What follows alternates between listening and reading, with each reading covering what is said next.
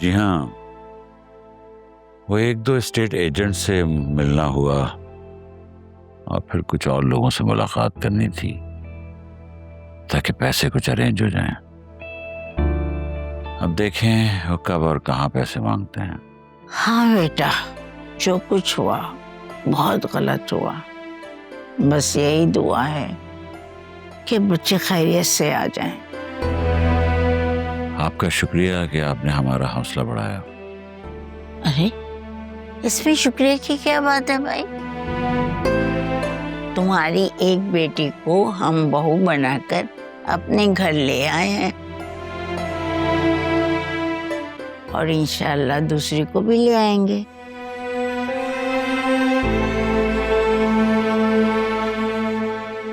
जी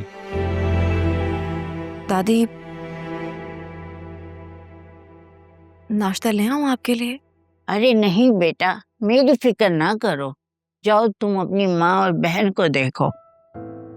वो दोनों तो बहुत मुश्किल से सोई हैं, सारी रात रोती रही, बहुत परेशान थी।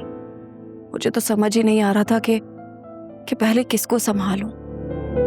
कभी कभी हम कितने बेबस हो जाते हैं।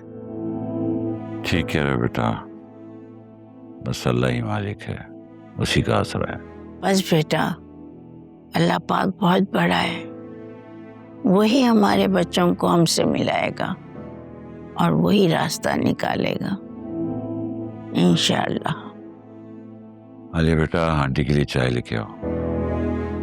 अरे ये हयात अम्मा कहता है, तुम भी अम्मा कहा करो। ठीक है अम्मा जी। मैं आप दोनों के लिए नाश्ता ले आती हूँ। एक बार अपनी माँ को भी देख लो। जी। वो आपने फिजा और अकरम के बारे में जो बात कही थी, क्या वाकई आप ऐसा चाहती हैं? जब दोनों बच्चे यही चाहते हैं तो हम मना करने वाले कौन होते हैं?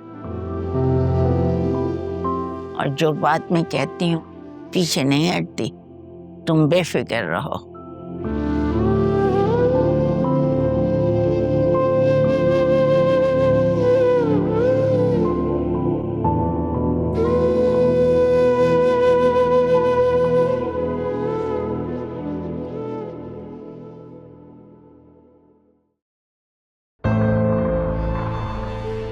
मेरी बात ध्यान से सुनो लाली।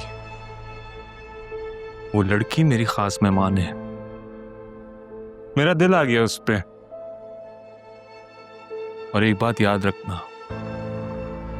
उसके जिस्म पर एक भी खराश नहीं आनी चाहिए, समझी? समझ गई साईं। और उस बच्ची का क्या करना है? अगर काम हो गया तो उस बच्चे को वापस कर देंगे। ये तो तुम रख लेना। तुम्हें तो वैसे भी बच्चे पसंद हैं और तुम्हारे बच्चे तो पैदा होके मर जाते।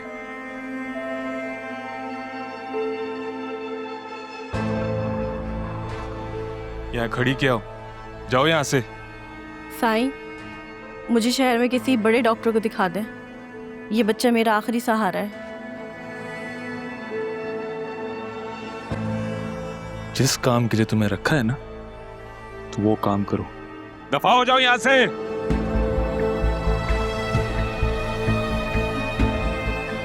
बकवास करवा लो।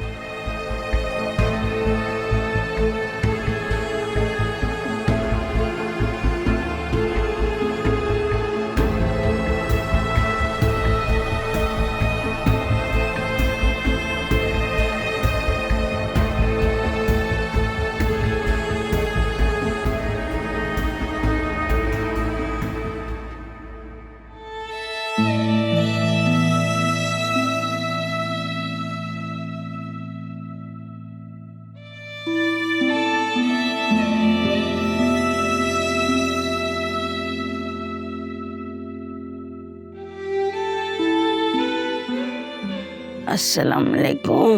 वालेकुम अस्सलाम। कैसी हैं आप? अल्लाह का शुक्र है।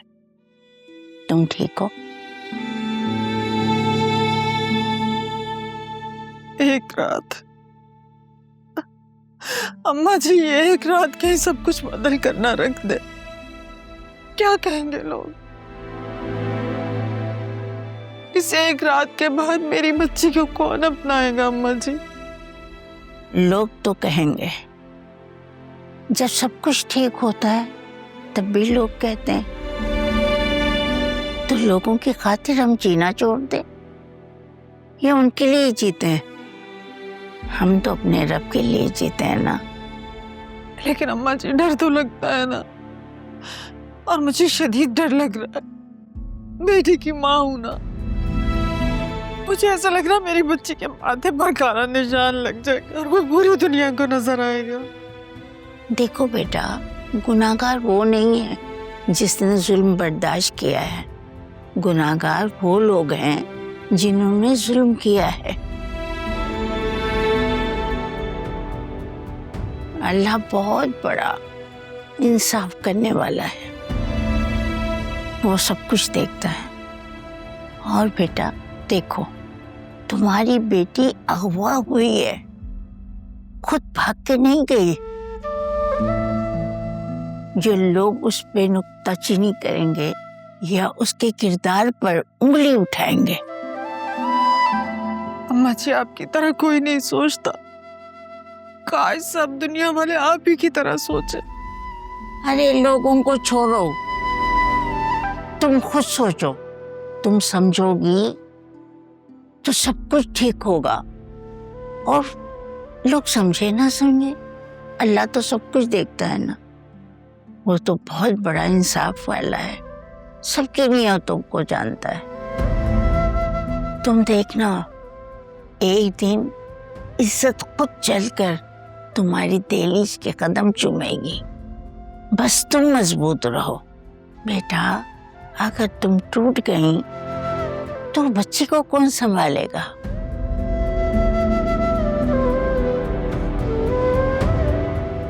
आप ठीक कह रही हैं,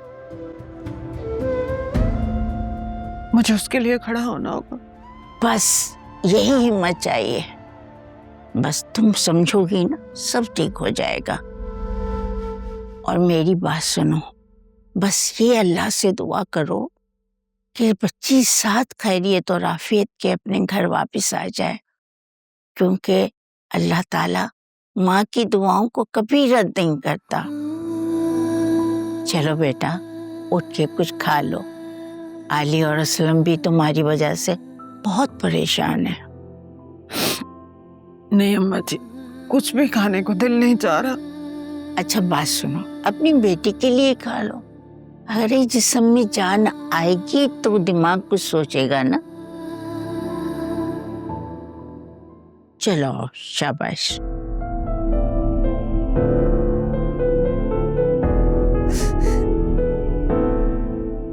सब ठीक हो जाएगा इंशाल्लाह।